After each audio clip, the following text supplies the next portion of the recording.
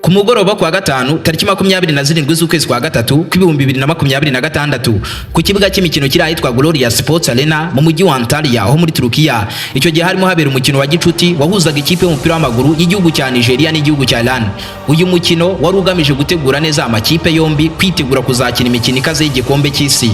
Gusa ariko ku ntangiriro z'uyu mukino habaye ibintu byatunguye isi yose. Kumwe abakinnyi basanzwe binjira mu kibuga bari kumwe n'utwana duto bakaririmbana indirimbo yubahiriza igihugu cyangwa indirimbo isingiza ikipe. Icyo gihe bwo nta byabaye ahubwo habaye ibidasanzwe. Ikipe y'igihugu ya Iran yinjiye mu kibuga, buri mukinnyi afite agakapu gato mu ntoki gasa neza nka tumwe abana batoya batwaramo ibikoresho ku ishuri. Nta mukinnyi n'umwe wa Iran wigeze winjira muri stade ari kumwe n'umwana mutoya nk'uko bisanzwe. Ibi bintu byaba bisobanuye iki? Ibi bishatse kuvuga ko hakagombye kuba ari abana bato b'abanya-Iran nta bagihari kuko barishwe bwasigaye ibikapu bahoze bigana ku mashuri. Ubyumve neza ko iki gihe ikipe y'igihugu ya Iran mbere y'umukino ari imeze nk'iri mu muhango wo kwibuka no guha icyubahiro abana bato b'inzirakarengane bahitanywe n'ibisasu bikaze by'Abanyamerika mu bitero biremereye Abanyamerika na Israel bagabye ku gihugu cya Iran. Ibintu byateye agahinda gakomeye mu mitima y'abanya-Iran, na cyane ko n'isi yose imeze nk'iyabyirengagije ikigira nkaho ntabyo yabonye. Ku tariki 28 z'ukwezi kwa kabiri kw'ibihumbi 2026 icyo gihe nibwo Leta z'Ubumwe za Amerika ifatanyije na Israel batangije ibitero binini cyane ku gihugu cya Iran. Ibyo bitero byarimo magana y'indege z'intambara zirwana ku rugamba n'ibisasu bya za misile zikaze z'Abanyamerika zirenga 200,000 byose byakoreshejwe mu gihe cy'amasaha abiri ya mbere y'ibi bitero. Ibi ni byarangiriye mu guhitana ubuzima bw'abayobozi bose bakomeye ba Iran no gusenya ibikorwa by'igisirikare cy'iki gihugu nk'uko twabibwiwe. Hari n'ibyo banga gutangaza kuko ari amarorerwa. Urya munsi wo kuwa gatandatu wo ku itariki 28 z'ukwezi kwa kabiri ibisasu by'Abanyamerika byituye ku kigo cy'ishuri cy'abana bato b'abakobwa, kikaba ikigo cyitwaga Shajahe Tayeb Girls Elementary School cyari mu majyepfo ya Iran ahitwa Minab. Nk'uko bigaragara ku mashusho ya satellite ndetse n'ibivugwa n'ibitangazamakuru ndetse n'abatangabuhamya, iki kigo cyarashweho misile 3 z'Abanyamerika ku manywa y'ihanga izuba riva abanyeshuri bari kwiga. Iri turika ryahise risenya inyubako yose rigwira utwana duto tw'udukobwa twarimo twiga. Ako kanya abana barenga 130 bahita bapfa igitaraganya n'abarimu babo 15 bose hamwe bakaba 175. Ibaze ubuzima bw'inzirakarengane zirenga 170. Abana bato batari bafite icyo bazi ku ntambara, batari bafite icyo bazi kuri misile, bamwe bataranamenya no kuvuga neza. Ikigo nk'iki cy'ishuri kuraswaho misile 3 zigurumana, abazi neza ibijyanye n'urugamba bahita babyumva ko ibyo birenze kwitwa ikosa, ahubwo iri shuri ryari igipimo, kuko birashoboka ko misile imwe yayo bigahusha igipimo ikitura ahantu runaka hatapanzwe ko haraturitswa, ariko kuba zari misile 3 bivuze ko zose zitayobera rimwe, zinayobye nizakwisekura ahantu hamwe ku nyubako imwe. Bivuze ngo igisirikare cya Leta z'Ubumwe za Amerika cyaharashe kibishaka, kuko bakekaga ko cyatari ikigo cy'ishuri ahubwo ari ikigo cy'ubutasi. Ibi byitwa poor intelligence. Bakoze ubutasi nabi, bakusanya amakuru nabi, barasa ahantu badafiteho amakuru ahagije. Ubyumve neza ko kuva intambara yatangira mu buryo bweruye hagati ya Iran na Leta z'Ubumwe za Amerika ifatanyije na Israel mu burasirazuba bwo hagati, Amerika yarashe ibisasu byabo biremereye ku bigo by'ishuri 36 nk'uko bivugwa n'ibitangazamakuru mpuzamahanga n'ibitangazamakuru byo muri Iran. Byo bivuga ko amagana y'ibigo by'amashuri amaze kuraswaho za misile z'Abanyamerika, mu gihe ibigo 3 muri byo byaturikijwe by'intangarugero, hagapfamo abana b'inzirakarengane barenga 220, washyiramo n'abarimu babo bose hamwe bakarenga 240. Ibaze ko Abanyamerika banarashe ku mavuriro 13 nk'uko byatangajwe n'ikigo cy'isi cyita ku buzima World Health Organization. Aya mavuriro yose yagiye araswa harimo abaturage baje kwivuza n'inzirakarengane z'abaganga zarimo zibitaho. Ibaze gusekura misiri ingana umusozi ku barwayi bari kurwana n'ubuzima, maze ugahagarara imbere y'isi yose ukavuga kuri kurwanya iterabwoba ngo warashe ku bubiko bw'intwaro z'umwanzi. Mw'abantu mwe Abanyamerika n'urundi rwego. Leta z'Ubumwe za Amerika iri ku kigero cy'uko ikosa bikitwa impanuka mu gikorwa ntihagere n'ubivugaho, ariko iryo kosa ryakorwa n'undi bikitwa ikirenze kosa, isi yose ikabyita ibitero by'iterabwoba. Bivuze ngo ikosa rya Leta z'Ubumwe za Amerika isi yose bigomba kuryirengagiza ikigira nkaho ntacyo yabonye. Ni byinshi Leta z'Ubumwe za Amerika ikora bihonyora ubuzima bw'inzirakarengane hirya no hino ku isi hose, ariko bo bagatangaza ko bari kurimbura ikibi kibangamiye Abanyamerika n'isi yose muri rusange. Ubyumve neza ko n'uyu munsi mu gihe isi yose ihugiye ku ntambara ya Iran na Leta z'Ubumwe za Amerika ifatanyijemo na Israel, hari igihugu kiri aharindimuka kirengagijwe n'isi yose kubera Leta z'Ubumwe za Amerika. Icyo gihugu kiri gupfusha umubare munini w'inzirakarengane buri munota, kandi nawe ubyitayeho kuko isi yose ihugiye ku ntambara. Abanyamerika n'abagome biyambika uruhu rw'intama mu buryo bwuzuye.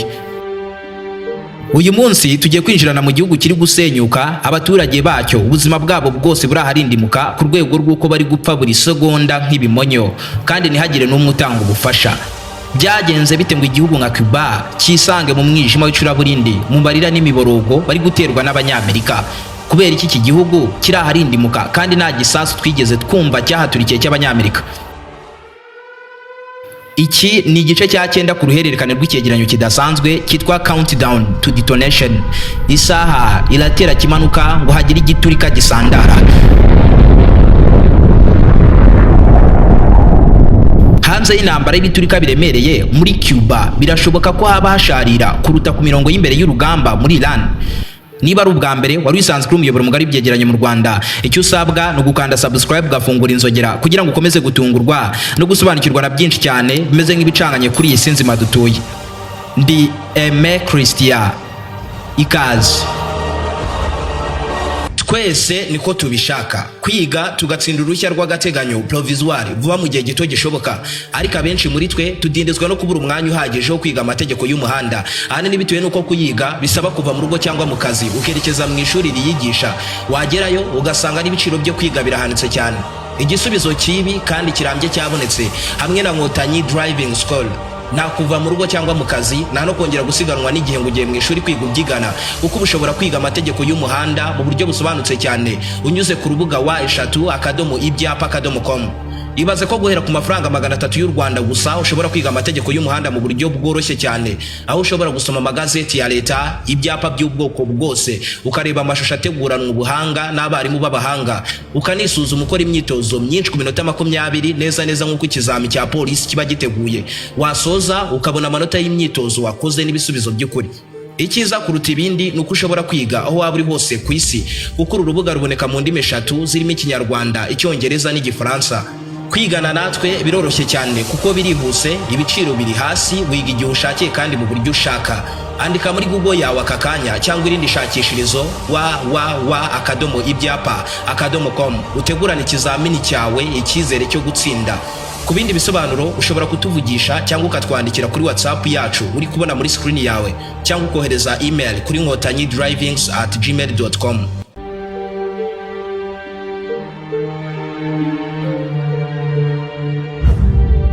Ubundi Cuba ni igihugu kiri mu nyanja ya Caraïbe hagati, mu majyaruguru y'inyanja nini cyane ya Atlantic, hakaba hagati y'umugabane wa Amerika ya ruguru ndetse na Amerika y'epfo. Kikaba ikirwa kiri mu nyanja hagati mu majyepfo y'igihugu cya Leta Zunze Ubumwe za Amerika uturutse ahitwa Florida, hakaba mu burasirazuba bwa Mexico, ndetse iki gihugu kikaba mu majyaruguru ya Jamaica. Cuba nicyo kirwa kinini mu nyanja yose ya Caraïbe, uko kiri ku buso bwa kilometero kare 109,884. Ubyumve neza ko Cuba ikubye inshuro zirenga 3 mu bunini igihugu cyose cy'u Rwanda, ariko Cuba yo ituye n'abaturage barenga miliyoni 11 bose bavuga neza ururimi rw'Icyesipanyolo.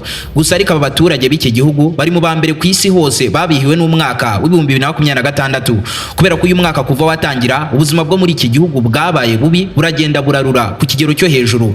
Impamvu nuko nyuma y'amasaha 50 gusa umwaka w'2026 utangiye, icyo gihe saa 8 z'ijoro zo ku itariki 3 z'ukwezi kwa mbere, igisirikare cya Leta Zunze Ubumwe za Amerika cyatangije igitero kinini cyane ku butaka bwa Venezuela bakoresheje indege zabo nziza zigezweho z'urugamba. Kikaba igitero kinini cyane bise Operation Absolute Reserve, cyari kigamije guca intege no gushyira hasi ubushobozi bwose bw'igisirikare cya Venezuela no gushimuta byo gufatamira wahoze ari Perezida Nicolas Maduro.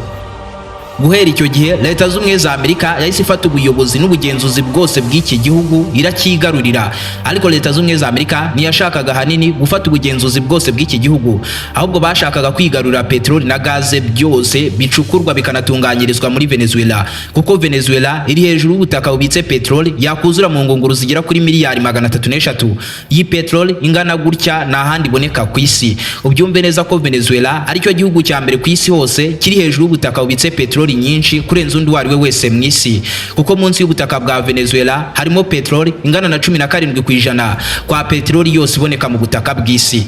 Ni peteroli nyinshi kurenza iboneka mu bihugu birimo nka Saudi Arabia, Emirate Zunze Ubumwe z'Abarabu, Iraq, Iran n'ahandi henshi, buri gihugu kwacyo. Ibaze ko Venezuela buri munsi icukurwamo peteroli yakuzura mu ngunguru zikabakaba miliyoni 1,200,000, ikaba hafi 1% rya peteroli isi yose ikoresha mu munsi umwe gusa. iyi peteroli yose icugurwa muri Venezuela yahitaga ipakirwa amato manini koherezwa mu bindi bihugu akaba ariho icuruzwa. Ibihugu byaguraga iyi peteroli kuri Venezuela birimo Ubushinwa na Leta z'Ubumwe za Amerika wongeyeho na Cuba. Abo nibo bari abakiriya b'imena baguraga peteroli nyinshi kuri iki gihugu, ariko banacuruzaga indi peteroli nke mu bihugu bike cyane by'i Burayi birimo nka Espagne. Rero Leta z'Ubumwe za Amerika ku ntangiriro z'umwaka yataka Venezuela, ikintu cya mbere bashakaga muri iki gihugu kurenza gufatamira uwahoze ari perezida Nicolas Maduro cyari ukwigarurira amavuta cyangwa se peteroli. Leta z'Ubumwe za Amerika yashakaga kwigarurira peteroli yose ko yakabaye iva muri Venezuela, kubera ko ku itariki 3 z'ukwezi kwa mbere ku 2026 Leta z'Ubumwe za Amerika imaze kunyuza akanyafu ko kunda igihugu cyose cya Venezuela bakicaje hasi na perezida bamushimuse. Icyo gihe kuri uwo munsi umwe Leta z'Ubumwe za Amerika yarayitangaje ko yigaruriye amavuta cyangwa se peteroli yose ya Venezuela. Inavuga ko guhera uwo munsi nta na litiro n'imwe izongera gusohorwa ku butaka bwa Venezuela yerekeza mu bindi bihugu havuyemo Leta z'Ubumwe za Amerika. Muri make bahise bahagarika peteroli yose yajyaga hanze barayikubira nka Leta z'Ubumwe za Amerika. Bivuze ngo ako kanya Venezuela yahise ihagarika kohereza amavuta cyangwa se peteroli mu Bushinwa, Cuba na Espagne. Ibi ahanini byatewe nuko Leta z'Ubumwe za Amerika yari mu myiteguro ikaze y'ibitero biremereye cyane ku gihugu cya Iran, kuko bateganyaga ko bashobora gukubita babaza Iran, maze mu burakari bwinshi Iran ikaba yatega ibiturika munsi y'amazi y'inyanja acamwe amato yikorera peteroli na gaz bikoreshwa hirya no hino ku isi hose biturutse mu burasirazuba bwo hagati. Kandi koko byarabaye, kuko Iran yateze ibiturika mu mazi ari mu muhora wa Hormuz unyuzwamo 20% bya peteroli na gaz bikoreshwa mu isi hose. Ibi byanateye ibura rya peteroli ku isi hose, binatuma ibiciro bya peteroli n'ibiyikomokaho byose byurira ku kigero cyo hejuru.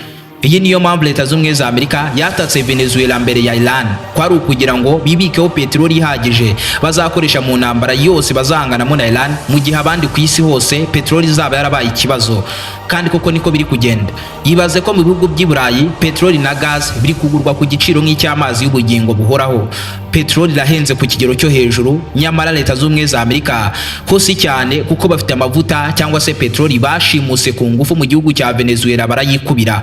Kandi guhagarika peteroli yose ya Venezuela ikaba y'Abanyamerika gusa ni nko kwica ukarimburira imbere igihugu cyose cya Cuba kigapfa gihagaze, kuko Venezuela yacuruzaga kuri Cuba 35% kwa peteroli yose yakoreshwaga muri Cuba igihugu cyose, ikaba 44% kwa peteroli Cuba yakoreshaga ikuye hanze y'igihugu. Ndetse Leta z'Ubumwe za Amerika ntiyahagaritse peteroli yose yavaga muri Venezuela yinjira muri Cuba gusa, ahubwo yanahagaritse peteroli yose yavaga hirya no hino igacuruzwa kuri Cuba. Leta z'Ubumwe za Amerika nk'igihugu cy'igihanganye ku isi hose cyashyizeho itegeko ku ntangiriro z'umwaka wa 2026 rivuga ko nta gihugu na kimwe mu isi yose cyemerewe kongera gucuruza amavuta cyangwa se peteroli kuri Cuba. Kandi hafi ya peteroli yose igihugu cya Cuba ikoresha iyigura hanze mu bindi bihugu. Leta z'Ubumwe za Amerika yashyize amato manini cyane y'urugamba mu nyanja ya Caraïbe agamije gutangira ubwato bwose bwacuruzaga peteroli kuri Cuba. Banatangaza ko ubwato buzafatwa bubigerageza igihugu buzaba buturutsemo buzahanwa by'intangarugero, by'umwihariko ibicuruzwa by'icyo gihugu bugashyirwaho imisoro ihanitse cyane, kandi bagahagarika imikorere yose y'icyo gihugu ifitanye na Leta z'Ubumwe za Amerika ndetse na kampani z'icyo gihugu bakazihagarika ku ruhando mpuzamahanga. Ibi byatumye ibindi bihugu byose byacuruzaga amavuta cyangwa se peteroli kuri Cuba bigira ubwoba bwo kohereza andi mato yo gutabara abaturage ba Cuba.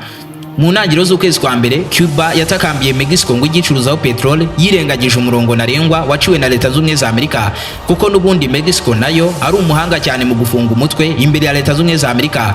Yarabyemeye ikajya yohereza amato apakiye peteroli na gaze muri Cuba, ariko mu mpera z'ukwezi kwa kabiri Leta z'Ubumwe za Amerika yongereye andi mato abiri y'urugamba manini cyane mu nyanja yo gutangira ibyinjira byose mu gihugu cya Cuba. Maze Mexico nayo igira ubwoba ihagarika kohereza andi mato kuri Cuba. Isi yose ihita ifungira amaferi ku baturage b'iki gihugu. Iki gihugu kuba cyari gihagarikiwe peteroli yose yavanwaga hanze, ibi byari bivuze ko cyari gikupiwe amazi n'umuriro. Mu ntangiriro z'ukwezi kwa gatatu Cuba yari yarashiriwe burundu, nta peteroli isigaye mu gihugu. Kuva icyo gihe igihugu cyose cya Cuba umuriro w'amashanyarazi wavuyeho, kuva ku muturage wo mu cyaro cya kure ukoresha itara rimwe kugeza ku mahoteli akomeye cyane mu gihugu. Cuba yose yaragiye irazima burundu kuko inzira yose y'amashanyarazi dukoresha mu rugo cyangwa ku kazi itangirira ku mavuta cyangwa se petrol. Iyo nta petrol iri mu gihugu bivuze ko n'umuriro w'amashanyarazi ntawo uhari. Ibyo binasobanuye ko kandi igihugu cyose itumanaho riba ryavuyeho burundu kuko telefone z'abaturage zirazima bya burundu, apana kumwe naho umuriro ugenda isaha imwe cyangwa abiri mukivovota cyane. Muri Cuba ukwezi kurihirika ukundi kukaza, televiziyo bakibagirwa umumaro wazo, internet ikava y'igihugu cyose, nta guhamagarana hagati y'abaturage bakoresheje telefone, nta mbuga nkoranyambaga, nta n'amakuru yo hirya no hino ku isi hose baheruka kumva.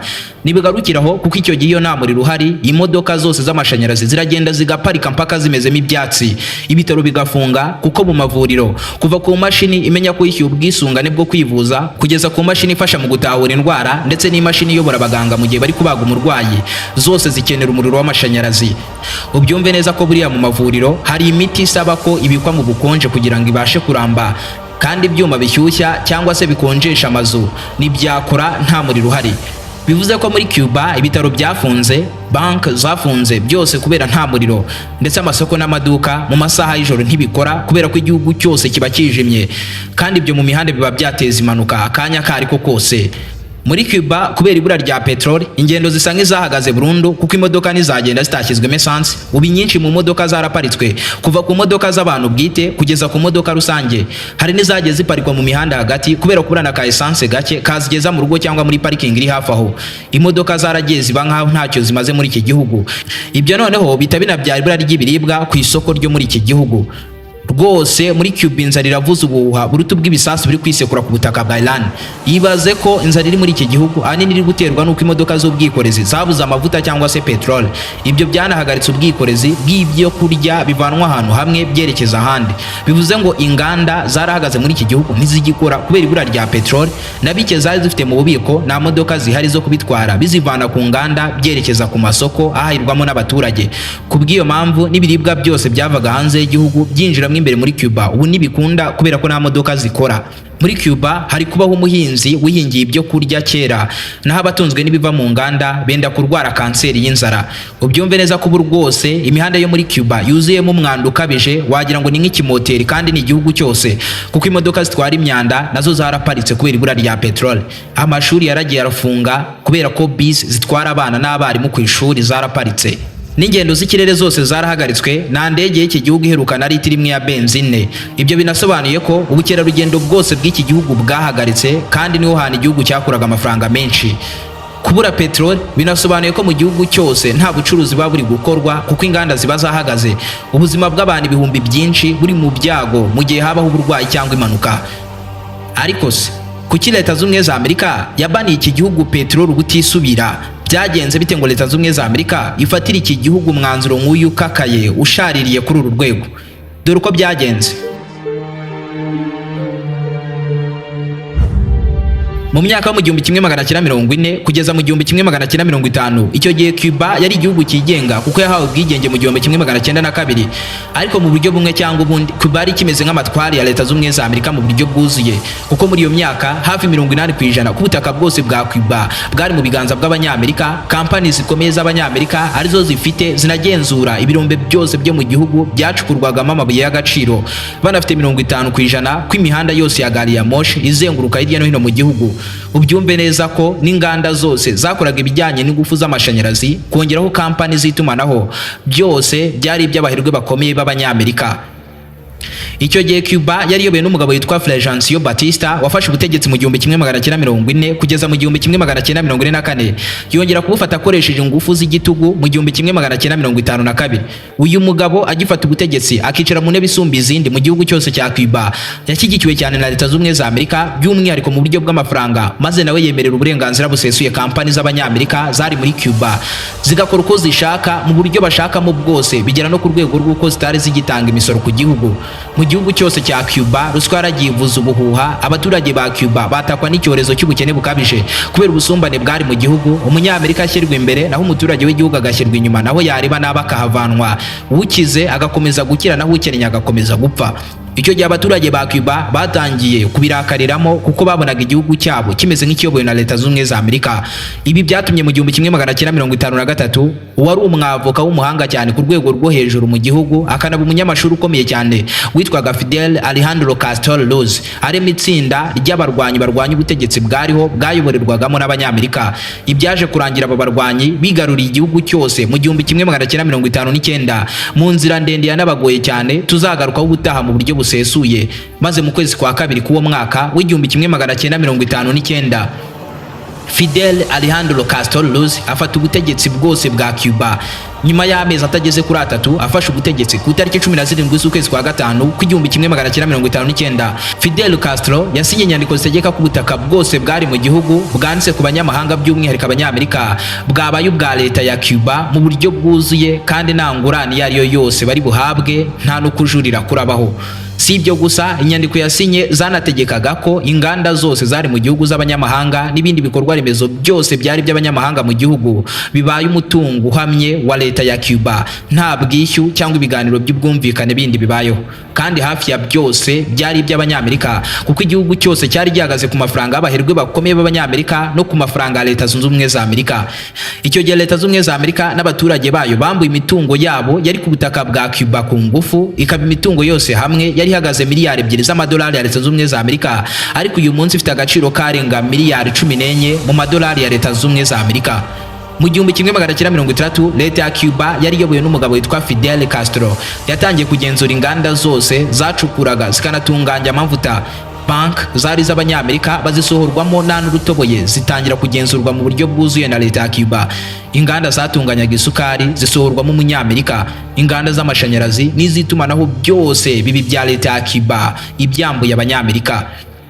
Ibi byatumye Leta Zunze Ubumwe za Amerika icyo gihe yari iyobowe na Perezida John F. Kennedy ihita ihagarika ubucuruzi bwose bakoranaga hagati yabo na Cuba. Bahagarika ibicuruzwa byose byavaga muri Cuba byinjizwa muri Leta Zunze Ubumwe za Amerika n'ibyavanwaga muri Leta Zunze Ubumwe za Amerika bigacuruzwa ku butaka bw'igihugu cya Cuba. Bahagarika n'ubuhahirane bwose kuva ku biribwa, peteroli, imiti kugeza no ku bikoresho by'ikoranabuhanga n'amamashini manini cyane y'ubuhinzi. Ibi byari nko gufunga imitsi itwara amaraso y'ubuzima bw'abaturage ba Cuba, kuko mbere Cuba yari ibeshejweho n'ubucuruzi bw'isukari bacuruzaga kuri Leta Zunze Ubumwe za Amerika. Gukurirwaho ubwo bucuruzi byatumye ubukungu bw'igihugu cyose cya Cuba buhananuka butosho bwisekura hasi. Nta shoramari ry'Abanyamerika, nta n'imikoranire hagati y'inganda zabo n'iz'Abanyamerika, kandi Leta Zunze Ubumwe za Amerika nta n'ideni ry'igiceri cy'ijana yari kubaha. Ndetse icyo gihe Leta Zunze Ubumwe za Amerika yagerageje no kwitambika Cuba mu mibano yari ifitanye n'ibindi bihugu bindi by'inshuti za Leta Zunze Ubumwe za Amerika. Ubyumve neza ko guhera icyo gihe Leta Zunze Ubumwe za Amerika inyuze mu kigo cyabo cy'ubutasi gikomeye cyane cyitwa CIA batangiye kujya bategura ibitero byo kwivugana Fidel Castro mu ibanga rikomeye cyane. Babikora kenshi mu bitero bitandukanye, ariko izo nshuro zose byakomeje kugorana kuba bahitana n'umugabo. Buri nshuro babigeragezaga barahushaga. Ibyo rero byakomezaga kongerera urwango Fidel Castro yari afitiye Abanyamerika. Cuba nyuma yo kuba umwanzi ukomeye wa Leta Zunze Ubumwe za Amerika yahise igana ku ruhande rw'Abasoviet kubw'impamvu z'umutekano, kuko iki gihugu Leta Zunze Ubumwe za Amerika yarimo ikigira amajanja, cyari igihugu gikeneye amafaranga kandi kinashakaho kugura peteroli naho gucururiza isukari yabo. Ibintu byabaye bibi cyane ku itariki 14 z'ukwezi kwa 10 1962 ubwo ubutasi bwa Leta Zunze Ubumwe za Amerika bwavumbuye mu ibanga rikomeye ko Cuba iri gushyirwamo ibisasu kirimbuzi by'Abarusiya, kandi Cuba iri hafi cyane y'ubutaka bwa Leta Zunze Ubumwe za Amerika muri kilometero 150 gusa uturutse ahitwa Florida. Ibyo byari bisobanuye ko Umurusiya byari kumworohera kuba barasa ku butaka bwa Leta Zunze Ubumwe za Amerika mu buryo isi yose itakekaga baciye ku butaka bwa Cuba. Ibyo byatumye Leta Zunze Ubumwe za Amerika ipanika cyane kuko ibisasu bya kirimbuzi byari byashyizwe mu marembo y'iki gihugu, noneho bari no mu bihe by'intambara y'ubutita. Hari hagiye gushya koko, Umunyamerika akaraswa ibibombe bikaze ibisimba bikamutarukira. Gusa byaje kurangira nta gisasu kirashwe kubera Umurusiya yatinye ko Leta Zunze Ubumwe za Amerika zirahita zirohamisha igihugu cyose cya Cuba kikisanga ku ndiba z'inyanja ya Caraïbe, kandi ibyo bigatangiza intambara y'ibisasu kirimbuzi, intambara itarabaho mu mateka yose y'isi kuko buri wese arayitinya, twese twapfa tugashira. Nibyarangiriye aho kuko n'uyu munsi Cuba iracyari umwanzi ukomeye cyane wa Leta Zunze Ubumwe za Amerika, ndetse mu bihe by'intambara Abanyamerika batinya ko Cuba yakoreshwa n'Abarusiya bakarasa ku butaka bwa Leta Zunze Ubumwe za Amerika, kuko Cuba nicyo gihugu cy'inshuti y'Abarusiya gituye hafi cyane y'ubutaka bwa Leta Zunze Ubumwe za Amerika. Ahana igisasu cya misile cyagenda amasegonda make cyane kandi bikagorana ko cyatangirwa.